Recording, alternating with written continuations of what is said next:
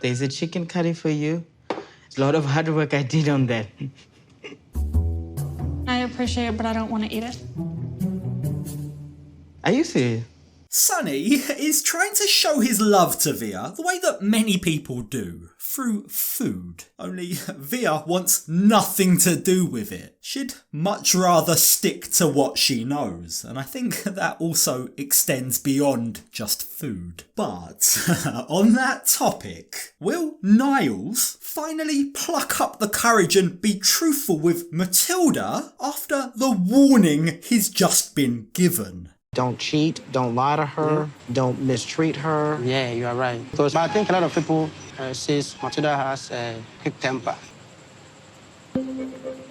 That really feels like a hint of what's about to come, doesn't it? But before we get to that, let's rewind to the start. So we left Niles on his way to Ghana, and the truth is, he's nervous, and not just because he's not sure whether or not Matilda can handle his autism. Yeah, he's also nervous because he knows he needs to tell her he doesn't actually want to get married, at least not yet. Now, keep in mind, the pair have both mutually agreed that premarital sex is off limits. There'll be no hanky-panky until there's a ring on the finger. But judging from how excited she is, it kind of seems like Matilda isn't really that concerned about that arrangement. But to be honest, I don't know I can resist because this guy is so cute.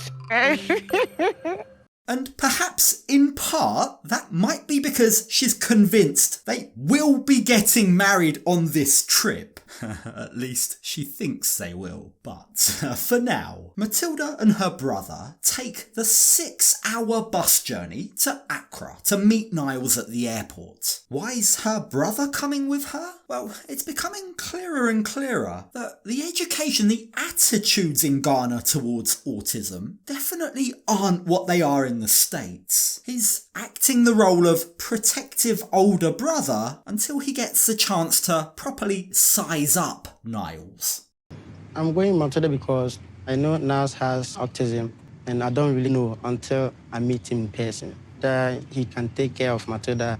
Look, I think Matilda's brother is just looking out for her, right? And that seems to be a good thing, because there's something quite naive about Matilda. Like, she's excitable, she's bubbly, she's got this young puppy dog excited energy about her. She seems convinced that Niles is her Prince Charming and her life is about to change. But the truth is, it's those very characteristics that are also making Niles terrified of telling her how he really feels. He seems very scared about disappointing her, and I really hope for his sake he doesn't freeze up. He plays the role that Matilda expects him to when they finally meet at the airport. When I see Niles, I will run and hug him, and I'm going to kiss him. I will say that, Daddy, welcome to Ghana.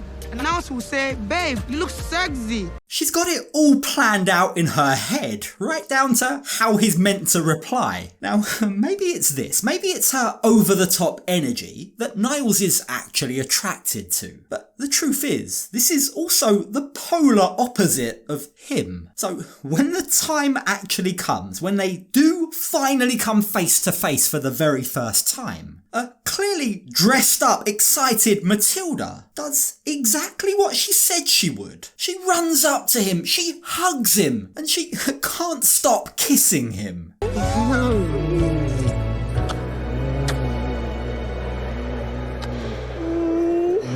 Welcome to Ghana. Sorry.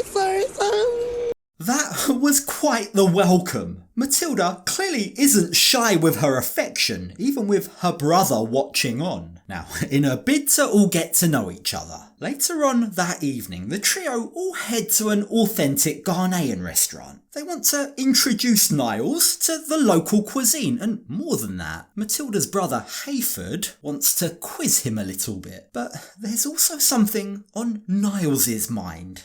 I really want to tell Matilda tonight, but I'm not quite sure how I'm going to break it to her. I want to say I have a plan, but I don't.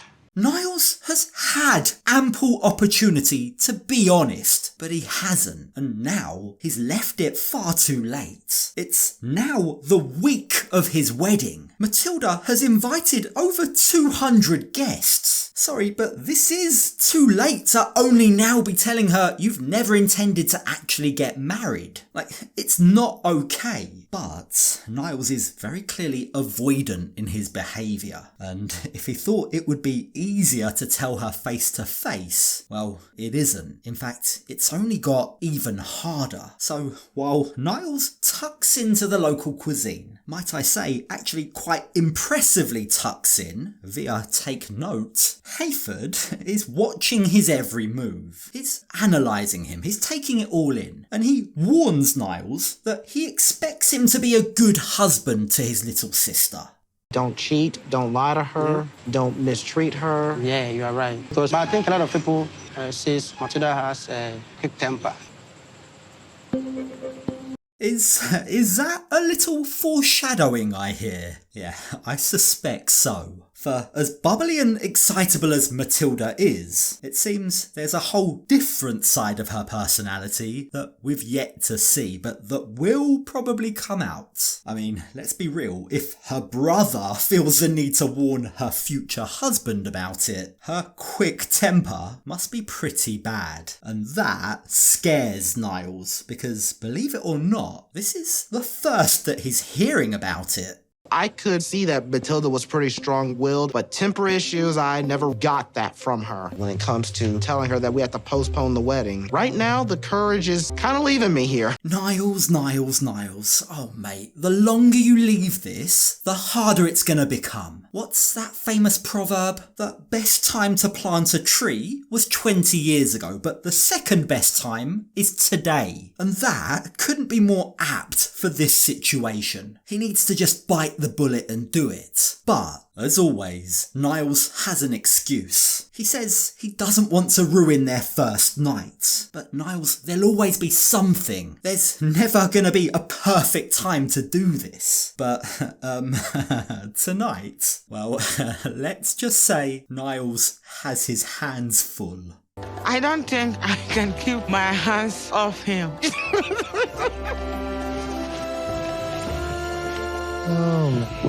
So much for no sex before marriage, but enjoy it while you can, Niles, because something tells me if and when you do finally break the news to her, you won't be getting any more of that loving. Now, on that topic of sex, let's check in with Ingrid and Brian. Now, the last we saw them, Brian had gone against Ingrid's wishes and manipulated his way into meeting her son.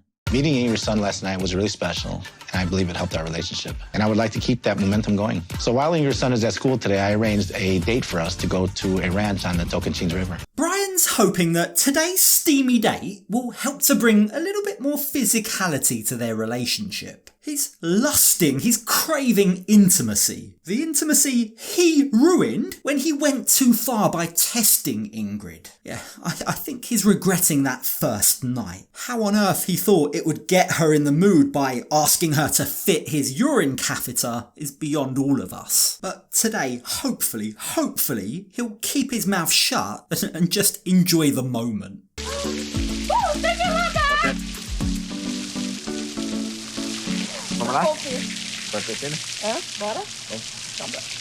Okay, so the waterfall didn't exactly look the most comfortable, but the pair are certainly seeming more comfortable with each other. And while, of course, understandably, Ingrid does still have her doubts after hearing about Brian's past, today he's determined to try and show her a different perspective on that story. Maybe the trade-off I gave was my legs and my hands for selling drugs. But in a way, I was saved by that. Brian explains that after the shooting, he spent months bedbound, and it was at that time during his lowest period that he really had time to think. I was severely depressed, he tells us, but my life completely turned around when I found wheelchair rugby. It gave me a purpose. It made me feel like even though I couldn't walk anymore, I could still do something. And it's that sense of purpose, that independence that wheelchair rugby gave him, that Brian began to share with other wheelchair users. Eu sinto que é meu razão para ajudar a pessoa, sabe? Que, pô, velho cadeirante, que entrou cadeira, novo. Rugby was what helped me to put myself out there again, he says. It gave me the confidence to date, to talk to people, even to learn how to drive. And that, he says, is what I want to share with others. Now, this is a totally different side to Brian's story, right? We had a brief glimpse of it in the first episode. But you've got to say, this is a world apart from the Brian we've seen for the last few episodes. And seeing this, seeing how passionate he is about helping others, learning a whole different side to his character and his life story, Ingrid can't help but feel deeply touched. É bom, né? É. Ai. É. É ruim. Traficante, uá, uá, uá. Mas depois é uma história muito linda.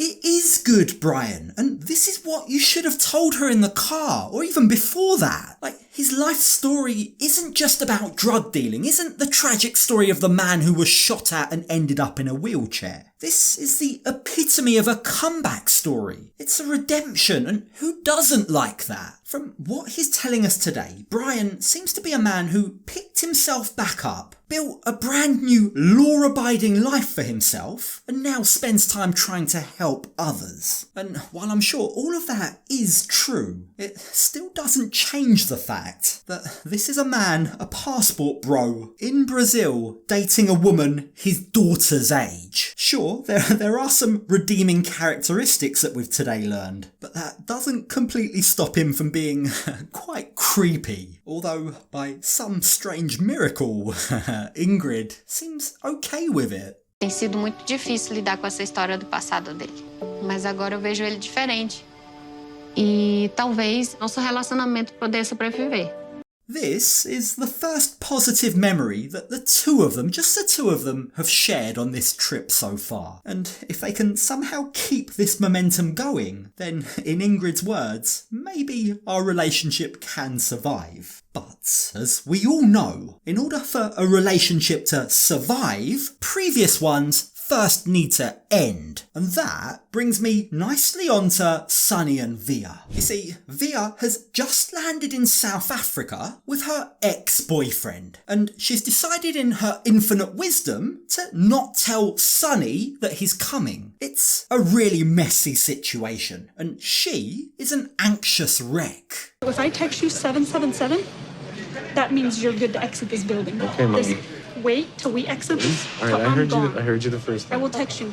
That's why I broke up with you. Gosh, like, there's something about this that really doesn't sit well with me. Now, Veah claims that she's hiding her ex from Sunny so that she and Sunny don't fight. But if that's her goal, then hold on, newsflash, maybe she shouldn't have brought her ex on this trip then. Like, it's madness. She seems to have this really weird energy to her. Like, is it entitlement? Is that the right word for it? Like, quite aside from the fact that it's very, very unfair on Sunny, if I was Rory and Veah was doing that to me after 36 hours of travelling, you know what I'd do? I'd walk out there and ruin it for her. Like, why does she think that she can juggle both men around? She has this arrogant expectation that both men will dance to her tune. I don't know, I can't quite put my finger on it, but for as weird as it all is, Rory follows her plan and it allows Veah to finally meet her boyfriend. I'm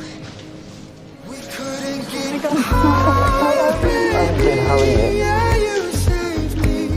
It's been a long time. Sunny's completely oblivious to the fact her ex-boyfriend is hiding in the back. The poor guy has gone out of his way to leave a great first impression. He's even managed to source her favourite flowers, black roses. You just know that isn't easy to get a hold of. I mean, the poor guy thinks he's got some brownie points, right? And if his outrageous flirting is anything to go by, he's expecting tonight, back at their hotel room, to be a night to remember for all the right reasons. I have a surprise in the house is waiting for you. Oh, you do?